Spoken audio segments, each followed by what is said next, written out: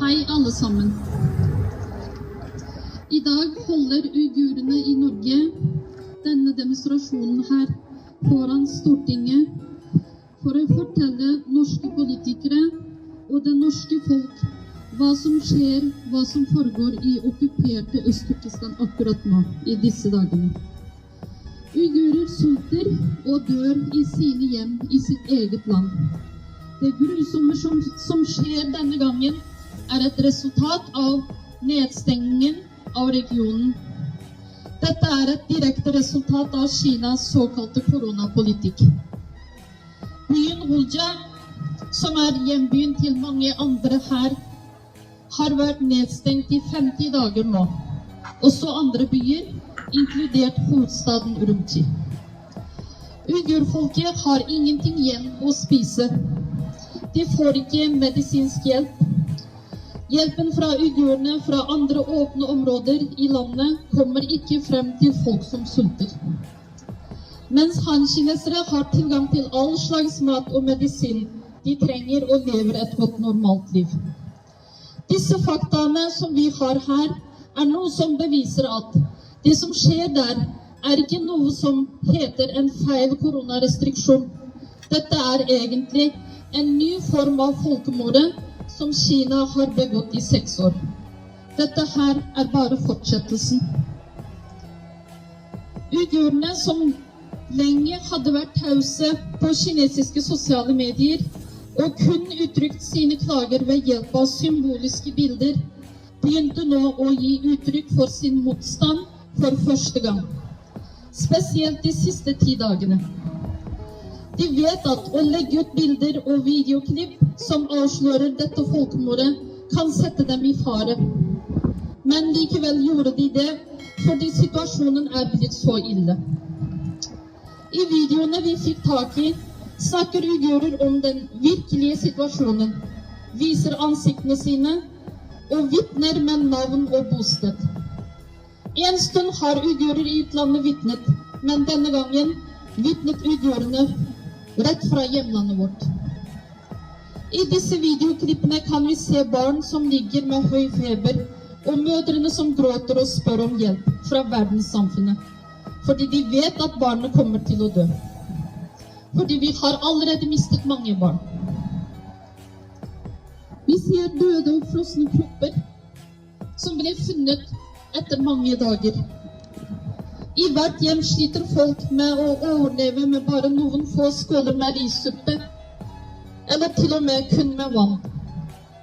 Bare i en bydel i Hulja ble 671 mennesker arrestert for at de gikk ut i gater og protesterte for å kunne overleve. Kinesisk regjering nedstenger nå flere og flere byer og områder og skal sulte flere mennesker. De vet hva de gjør, de vet hva det fører til, de gjør alt med vilje. De har bare ett formål, det å utrydde uigurfolket. Siden Kina okkuperte landet vårt i 1949 til nå, har kinesere kun jobbet for dette formålet. Hensikten deres har aldri endret seg. Den ble bare utført i forskjellige former. Denne tvangssulten bare en ny form for utryddelsen av uigurer. Jeg vil si til norske politikere i dag, de siste 6 årene har uigurer protestert her foran Stortinget mange ganger. Nå kjenner alle stortingspolitikere disse blå flaggene. Vi kjemper fortsatt for å vise Kinas sanne ansikt til verden og til Norge. I disse 6 årene har vårt uigurfolk betalt en utrolig pris. Millioner av mennesker ble utryddet. Millioner av mennesker sitter fortsatt i Kinas leirer, uten retten til å leve som de fortjener. Men til nå, bortsett fra 6 europeiske land, har ingen, inkludert FN, inkludert Norge, har ingen definert Kinas uigurpolitikk riktig.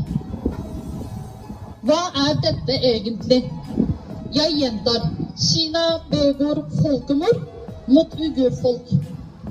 De har gjort det, Og de skal fortsette med det, det vet vi. Selvfølgelig, hvis verden ikke bryr seg. Hvis Vesten fortsetter å være god venn med Kina med godt økonomisk samarbeid, hvis verden lar uigurene kjempe helt alene i denne kampen. Norge anser menneskehetsfred, demokrati og frihet som sine viktigste verdier. Uigurer er selvfølgelig en del av menneskeheten. Vi oppfordrer derfor Norge, vi oppfordrer verden til å ikke handle i strid med sine verdier.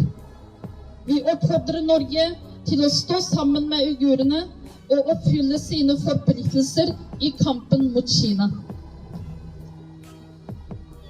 Til slutt vil jeg si, kineserne er en nasjon som smigrer de sterke og mobber de svake. Denne nasjonale karakteren til kineserne har også funnet sin plass i den kinesiske statens utenrikspolitikk. Det er godt mulig at dagen for det uigurske landet vil være dagen for et hvilket som helst land i verden.